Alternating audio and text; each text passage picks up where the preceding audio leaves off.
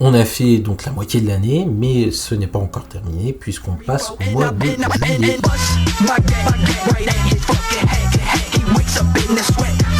Premier film du mois de juillet, c'est Joker de Todd Phillips avec Joaquin Phoenix. Ça fait partie des films qui se pensent subversifs et qui ne le sont absolument pas. C'est pas une révolution, c'est pas un film incroyable. Je trouve pas non plus la prestation de Joaquin Phoenix aussi ouf qu'on nous l'a vendu. Quand je savais bien que j'allais être déçu par le film, non, j'ai pas accroché. Mais c'est beau quand même au niveau de l'image. L'image est belle quand même, ça on peut pas lui retirer, mais c'est vrai que le reste est... J'ai mis 3 sur 5. Le deuxième film du mois de juillet, c'est Lupin 3, le premier. Alors je sais plus si c'est ça le titre du film français, je sais qu'en anglais c'est Lupin 3 The First, mais je sais pas si en français ils l'ont traduit en le premier. Enfin bref, c'est un très bon film d'animation. Si vous voulez changer de DA et de montrer un bon film d'animation à des enfants, alors quand je dis enfants, c'est aux alentours de 10 ans, montrez-leur ça parce que ça change totalement, mais quand je dis totalement, du mode d'animation chez Disney, Pixar, DreamWorks, et ça fait du bien de voir autre chose, ça fait du bien aussi de voir une autre direction artistique, un autre mode d'animation, et c'est très très bien, l'histoire est super bien, et en plus de ça, ça reprend l'histoire de Lupin, donc je crois que c'est le petit-fils d'Arsène Lupin dans l'histoire, et c'est très bien, j'ai mis 4 sur 5. Troisième film du mois de juillet, c'est une des pépites de l'année selon moi, c'est Titane de Julia Ducournau, que j'ai pu voir en salle en plus. J'ai eu la chance de le voir à sa sortie, le jour même d'ailleurs. Je suis allé au cinéma, on est allé au cinéma un peu à l'aveugle. On a été surpris de voir un film d'horreur déjà, et en plus de ça, aussi gore, aussi trash. Putain, mais quel pied, bordel, quel pied. J'ai pris énormément de plaisir devant ce film.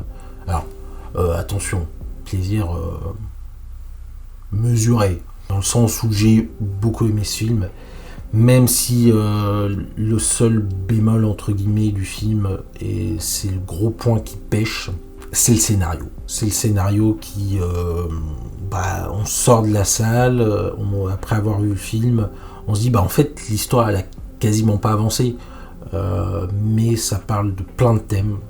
Julia Ducournau aborde plein de thèmes, et au niveau de l'image et du son, on prend une claque mais monumentale, vraiment monumentale, c'est énorme. C'est vraiment super bien comme film. Je pense le revoir, et malheureusement il n'est plus en salle, et je vous conseille pas de le regarder sur un PC ou sur un vidéoprojecteur. Si vous avez un home cinéma de dingue et une télé de dingue, là d'accord, mais si vous le regardez sur votre PC comme ça, avec une image pourrie en streaming, c'est vraiment du gâchis. C'est pour ça que j'ai mis 3 sur 5, parce que je pense que je l'apprécierais peut-être encore mieux en l'ayant revu. Et en plus de ça, c'est vraiment le premier film de Ducournau que j'avais vu, n'ayant pas vu Grave avant, mais après. Suspense. Quatrième film du mois de juillet, c'est The Grand Budapest Hotel de Wes Anderson. C'est très bien, c'est incroyable. C'est un film qui est sorti maintenant il y a 8 ans. Il est sorti en 2014. Et malgré le fait qu'il soit sorti en 2014, c'est un classique. Quand je dis que c'est un classique, je pèse mes mots parce que c'est hyper beau. Wes Anderson a le talent d'avoir une esthétique extrêmement soignée. C'est beau, c'est bien. Le scénario tient la route. Les acteurs sont incroyables. Ils jouent super bien. Et c'est pour ça que j'ai mis 4,5 sur 5. Parce que franchement, c'est une douceur. C'est une douceur, et passer à côté, c'est c'est vraiment dommage. Pareil, si vous avez l'occasion de le voir, je sais qu'il est sur Disney+, voyez-le, parce que c'est vraiment un très bon film et vous passerez forcément, je dis bien forcément, un très bon moment devant le film. 5e film du mois de juillet, c'est Cartouche avec Jean-Paul Belmondo de Philippe de Broca. C'est le seul film pour le moment que j'ai vu de Belmondo et ça m'a pas donné forcément une bonne image de lui, dans le sens où j'ai pas accroché au film. Le film est un peu vieux, un peu beaucoup puisqu'il date de 62, mais c'est surtout le type de film. C'est un film de cap et d'épée, avec de magnifiques costumes, mais à côté de ça, non, j'ai pas accroché parce que c'est un peu long, l'histoire est un peu longue aussi, forcément, et en plus de ça, bon, c'est pas mon style de film préféré, et c'est pour ça que j'ai mis 2,5. Dernier film du mois de juillet, c'est Space Jam 2. Ne montrez pas ça à vos gosses. Ne montrez pas ça à vos gosses parce que c'est le bon moyen de les abrutir. C'est un film de merde. J'ai pas du tout aimé. J'ai trouvé ça vraiment nul. C'est un bon moyen pour Warner de faire de l'argent sur les enfants des années 90 qui aujourd'hui sont devenus parents et qui jouent sur la nostalgie de ces derniers pour pouvoir faire découvrir le film aux enfants justement de ces trentenaires. Et voilà, le scénario c'est du vu et revu, c'est pas dingue. Enfin, LeBron James, je préfère même pas en parler parce que bon, très bon basketteur, ça c'est sûr, acteur à chier. Voilà, j'ai mis 0,5 sur 5 parce que vraiment, j'ai pas du tout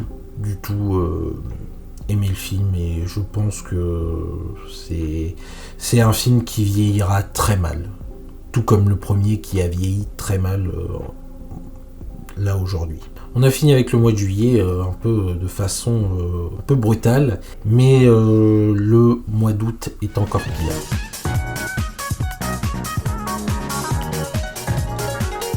On commence le mois d'août avec certainement un des pires films que j'ai vu de toute ma vie. Et je parle de Bad Buzz. Ce film est une merde. C'est la pire comédie française jamais créée. C'est un flop, mais incommensurable. C'est nul, c'est à chier, c'est merdique, vraiment. Je mettrai un lien dans la description vers un article qui disait que l'équipe technique a quand même mis une journée entière pour une scène d'un trisomique qui pisse et qui a une bite énorme. Je ne rigole pas, vraiment une journée entière pour cette scène-là.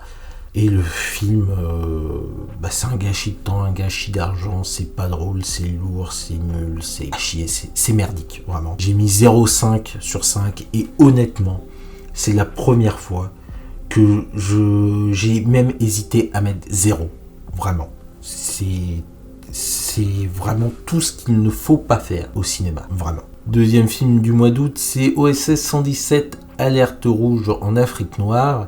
Et j'ai été surpris, et dans le bon sens du terme, parce que c'est vrai que la bande-annonce me mettait dans le doute, parce que changement de réalisateur, donc forcément on s'attend à quelque chose de moins bien, sachant que en plus Nicolas Bedos n'a pas forcément une superbe image dans le paysage audiovisuel français, dans le PAF, finalement c'est pas tant raté que ça, c'est pas aussi nul que ça. Bon, c'est clair que c'est pas le meilleur des trois films, mais c'est pas le moins pire.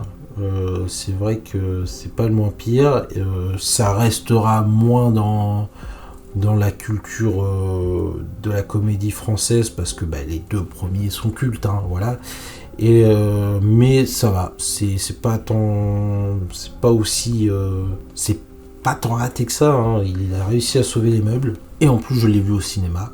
C'est très beau film, franchement les paysages sont vraiment très beaux et c'est pour ça que j'ai mis 3,5 sur 5.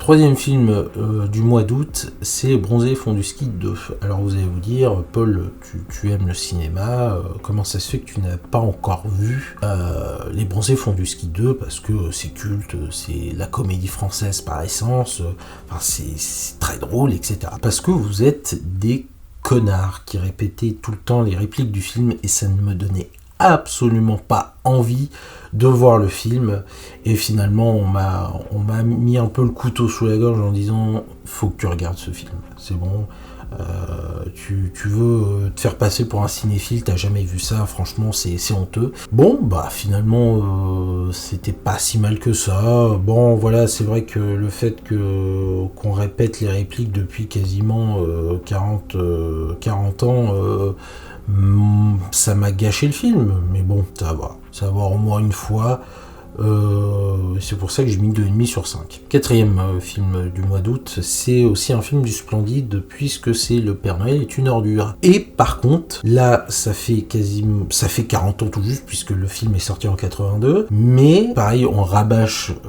les répliques depuis 40 ans, mais là, pour le coup, même en connaissant les répliques par cœur, ça n'a absolument pas gâché mon plaisir devant le film. J'ai bien aimé le film, et j'ai mieux aimé le film que Les Bronzés, et c'est pour ça que j'ai mis 3,5 sur 5, parce que voilà, c'est vraiment, je trouve, plus drôle que Les Bronzés, et voilà. Cinquième film du mois d'août, c'est Les Clés de bagnole. On continue dans les comédies françaises. Et là, malheureusement, on tombe pas sur un classique, mais sur un bide. Dans le sens où le film a vraiment bidé. Laurent Baffy, qui joue son propre rôle dans le film et qui, en plus, réalise, c'est littéralement endetté. Et malheureusement... c'est dommage parce que le film, c'est une bonne comédie. Moi j'ai passé un super moment devant le film, j'ai trouvé ça très drôle, il brise le quatrième mur, et beaucoup n'aiment pas Baffy dans son rôle de sniper, mais là c'est très différent, et je suis peut-être sûr que si vous êtes amateur pareil de films absurdes, un peu comme Dupieux ou d'autres, vous allez peut-être aimer le film. Et c'est pour ça que j'ai mis 4 sur 5. Sixième film du mois d'août, c'est Hellraiser, le pacte. Le film a vraiment mal vieilli, ça c'est inévitable, ça crève les yeux. C'est un film d'horreur un peu moyen.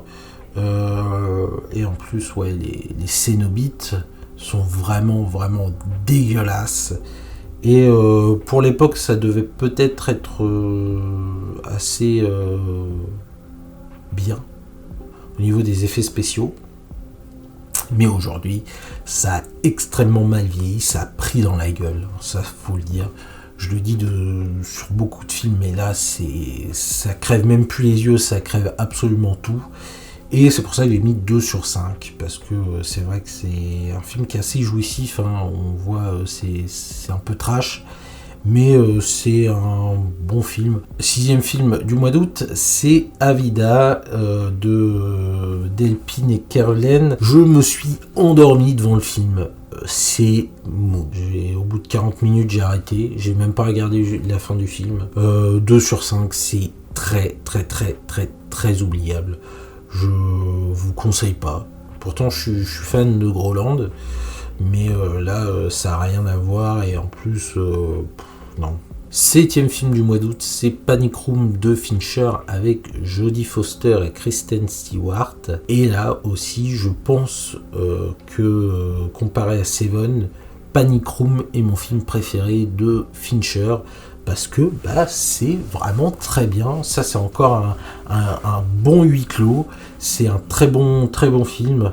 Et voilà, si pareil vous êtes fan des films d'action et des films de suspense, je vous conseille Panic Room. Pareil, si vous avez l'occasion de tomber dessus, foncez, parce que c'est vraiment très bien. J'ai mis 4 sur 5. Dernier film du mois d'août, c'est Palm Springs.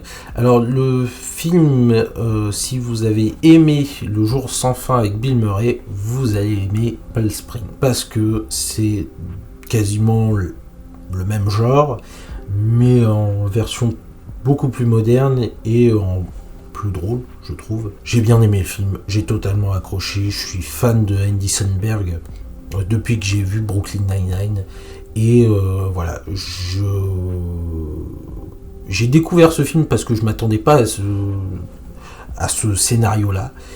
Et finalement, j'ai été vraiment pris dans le film, du début jusqu'à la fin.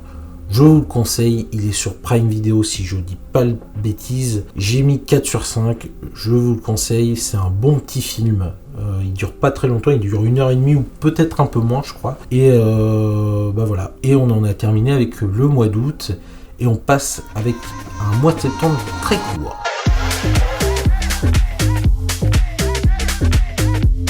Alors un mois de septembre très court puisque je n'ai vu que 2 films. Et c'est l'original puis le remake. Certains auront peut-être deviné, mais le premier film de septembre, c'est Dune de David Lynch. Et pareil, ça fait partie des films qui ont pris très cher.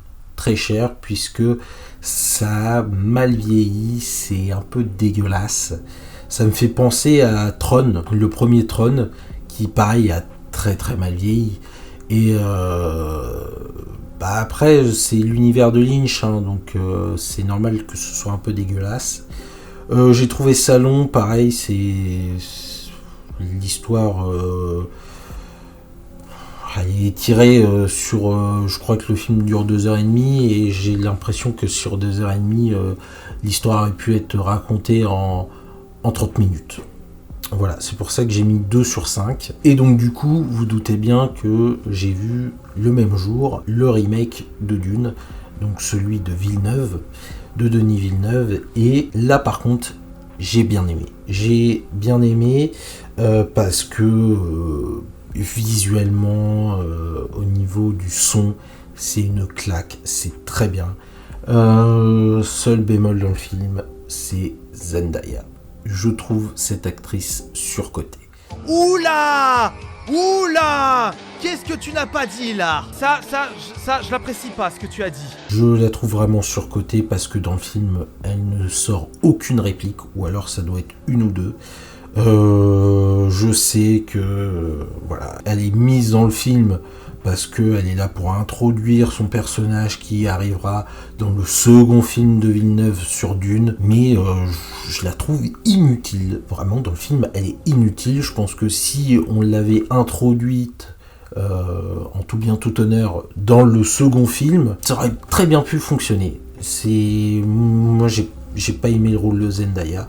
À côté de ça, j'ai trouvé le film très bien, mais pareil que pour le film de Lynch, j'ai l'impression que c'est 30 minutes d'histoire étalée étirée sur, je crois que le film dure là quasiment 3 heures, et c'est vrai que c'est un peu long. J'ai eu la chance de le voir en salle, et c'est pareil que Titan. Si vous le regardez chez vous sur un ordinateur ou sur un téléphone, parce que je sais qu'il y en a qui le font, c'est du gâchis parce que franchement vous avez raté quelque chose.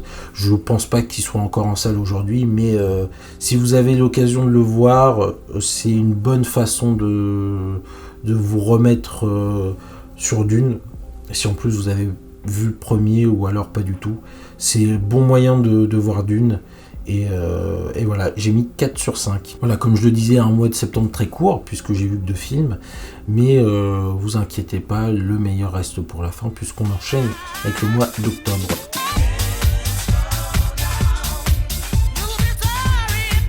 On commence le mois d'octobre avec Kickboxer de JCVD.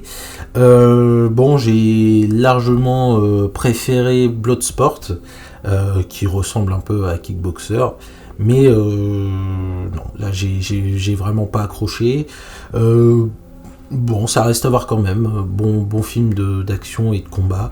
Mais vraiment, si vous voulez en prendre plein les yeux, c'est Bloodsport qu'il faut regarder et pas Kickboxer. C'est pour ça que j'ai mis 2,5 sur 5 parce que ça mérite pas plus, mais ça mérite pas moins. Je trouve que c'est un bon film dans la moyenne. Et voilà, si vous êtes fan de Jean-Claude Van Damme, de combat, de baston, c'est le bon film à voir. Deuxième film du mois d'octobre, c'est Le Pari avec Didier Bourdon et Bernard Campan. J'avais vu, étant plus jeune, que des bribes du film, hein, des morceaux, et je l'ai enfin vu en entier, et ça reste assez drôle, pour même encore aujourd'hui. Voilà, c'est une bonne petite comédie. Je trouve le film quand même moins drôle que Les Trois Frères, hein. Mais voilà, c'est quand même drôle. J'ai mis 3 sur 5 parce que ça reste quand même une très bonne comédie française, mais voilà, je mettrai pas plus. Troisième film du mois d'octobre, c'est Enfermé dehors avec Albert Dupontel. Voilà, je vais être honnête, j'ai pas accroché et je préfère largement Bernie, qui est dans le même genre. J'ai pas grand chose à dire. C'est vrai que le film est assez vite oubliable, c'est pour ça que j'ai mis 2,5 sur 5, la moyenne. Mais bon, il mérite pas plus, vraiment. Quatrième film d'octobre, c'est Adieu les cons de Dupontel. Bon, pareil, j'ai pas du tout accroché.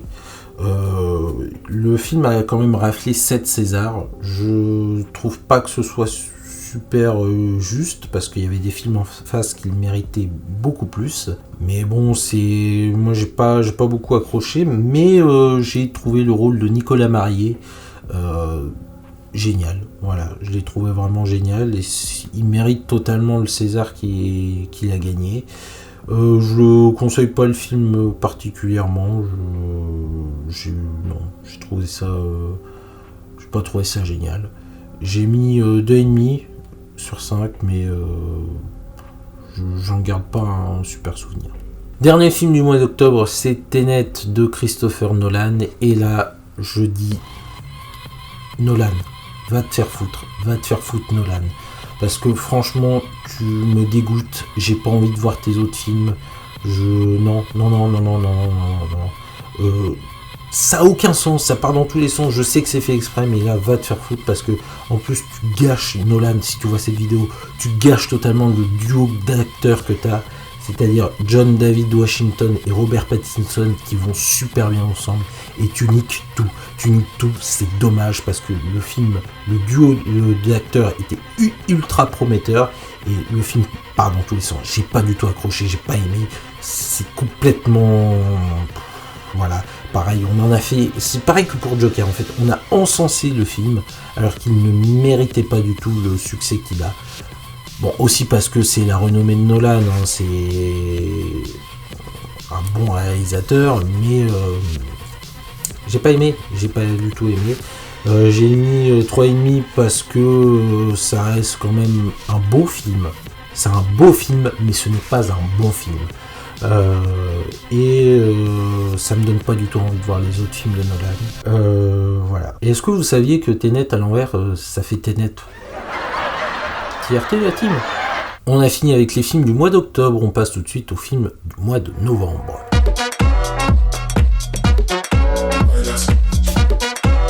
Le premier film du mois de novembre, c'est Massacre à la tronçonneuse, et j'ai trouvé le film super bon.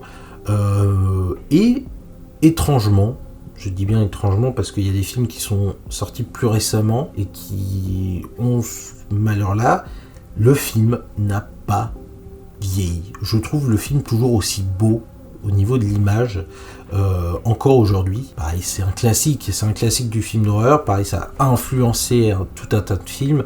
Ça a influencé le slasher de la même façon que Halloween. Je vous conseille de voir ce film. Je parle uniquement du premier, donc celui qui est sorti en 74, parce que bon, pareil, quand on a su que ça faisait du fric, on a étiré sur la saga et on en a fait des films de merde, mais Massacre à la tronçonneuse, c'est un très bon film, j'ai mis 4 sur 5, bien. Le deuxième film du mois de novembre, c'est Le cinquième élément de Luc Besson avec Bruce Willis, et c'est un très bon film. C'est un très bon film, je me souviens que quand j'étais plus jeune, j'avais vu juste les 10 premières minutes du film, et je me souvenais que de ça. Et là, j'ai vu tout le film, et j'ai vraiment adoré. J'ai vraiment adoré, pourtant je suis pas un grand fan de science-fiction, ni un grand fan des films d'action, Mais là, c'est parfaitement maîtrisé et je comprends que ce film soit autant encensé, parce que franchement pour l'époque ça devait être vraiment quelque chose de dingue. Bon, le film est sorti en 97, mais vraiment, et un truc qui m'a sauté aux yeux, c'est les costumes du film. Et il faut savoir que les costumes du film ont été faits par Jean-Paul Gaultier, et malheureusement c'est uniquement sur ce film, c'est uniquement sur le 5e élément qu'il a travaillé en collaboration avec le cinéma. Il n'a jamais travaillé sur d'autres films. Et ça, c'est dommage. Putain, c'est dommage parce que on passe à côté de costumes qui sont vraiment magnifiques. Et je parle pas uniquement que pour la science-fiction, mais c'est vrai que s'il avait été déniché par un autre réalisateur, le film aurait eu des costumes mais absolument magnifiques. C'est un bon film de science-fiction français, parce que oui, c'est un film français, malgré que la plupart des acteurs soient américains, mais voilà, c'est un bon film d'action et de science-fiction français, et c'est pour ça que j'ai mis 4 sur 5. Troisième film du mois de novembre, c'est The Dead Don't Die. Alors The Dead Don't Die, le gros problème, c'est qu'on nous a vendu un film de zombies qui allait envoyer du lourd, tout comme le casting, parce que c'était un casting 4 étoiles, c'est même pas assez, et on s'est retrouvé avec un film drôle quand même, parce qu'il y a quand même des moments qui sont quand même assez drôles, mais c'est mou.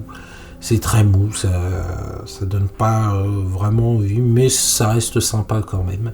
J'ai mis 3 sur 5, parce que ça mérite pas plus, mais voilà, c'est un bon film à regarder entre potes en soirée, quand vous savez pas quoi faire. Et voilà. Quatrième film du mois de novembre, c'est Spider-Man. Et là, pareil que pour certains autres films, tu te déclares cinéphile et tu n'as jamais vu Spider-Man. Je n'avais jamais vu Spider-Man parce que je ne suis pas très fan des films de super-héros, donc de Marvel, et en plus de ça, voilà, on m'a un peu gonflé avec ça et j'avais pas forcément envie de le voir. Et finalement, voilà, je comprends mieux pourquoi les gens adorent ce film, parce que il est vraiment très bon. J'adore Willem Dafoe et je trouve que le bouffon vert lui va à merveille. Et c'est pour ça que j'ai mis 4 sur 5. Dernier film du mois de novembre, c'est Sex Friend. C'est une comédie romantique que j'ai regardée parce qu'on m'y a un peu obligé. Et putain, c'est pas dingue, hein. C'est vraiment pas dingue. C'est avec Ashton Kutcher et Natalie Portman. Et bon... J'ai vu ni de comédie, ni de romantisme, donc 2 sur 5. On a fini avec le mois de novembre, on passe avec le dernier mois et les derniers films, avec décembre.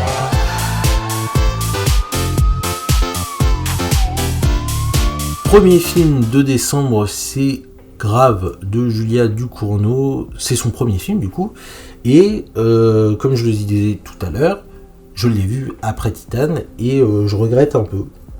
Parce que du coup, je pense que je regrette un peu, plus ou moins, parce que je pense que j'aurais moins aimé Titane si j'avais eu Grave avant.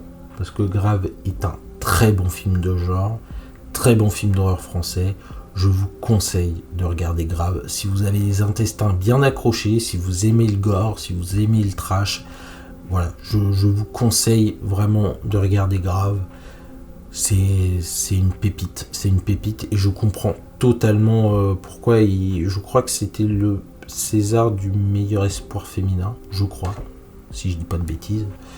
Et j'ai mis 4 sur 5 parce que c'est vraiment de la qualité et c'est vraiment très bon pour un premier film.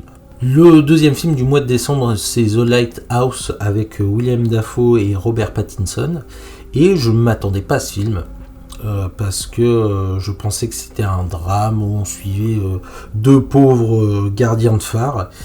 Et c'est un film fantastique, dans les 2 sens, parce que c'est le genre du film, c'est un film fantastique, et parce que le film est super bien.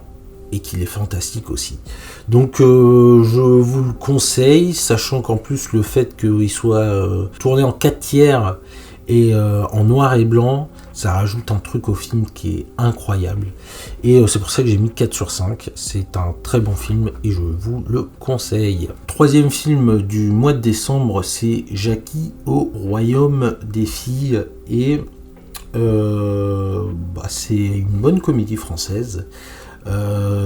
C'est drôle, moi je me suis bien marré devant le film et je vous le conseille, c'est avec Vincent Lacoste et pareil, un casting de 5 étoiles vraiment, parce qu'il y a du beau monde dedans et voilà, je vous le conseille, c'est vraiment très drôle et c'est pour ça que j'ai mis 3,5 sur 5. Le quatrième film du mois de décembre, c'est Hérédité et on tient le meilleur film que j'ai vu en 2021.